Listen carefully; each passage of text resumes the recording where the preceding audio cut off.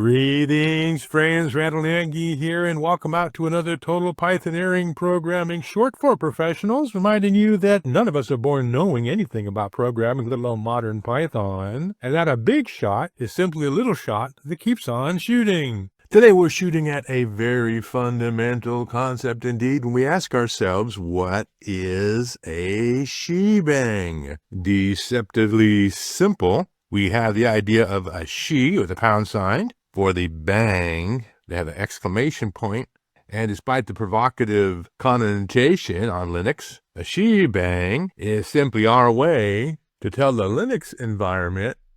or the POSIX-inspired environment if you would, that we're looking for something that will associate this script with something that will run it using the user bin env command, whether that be Python 2 or Python 3. Why it's a deceptively simple concept is that today we actually have everything saved under a file type of .py, and while there are many other file types, even more deceptive is the idea that we don't really need a shebang in something that we're going to be loading or importing from another file or another module, for example, because we're obviously already running under the Python interpreter. So only when we're getting started by Python itself should we have the shebang, and that should is definitely a low imperative these days, because a lot of people are running Python outside of the POSIX or Linux-inspired operating environment, and even places like Mac OS, and certainly on Microsoft Windows, let alone mainframes, might we find that the .py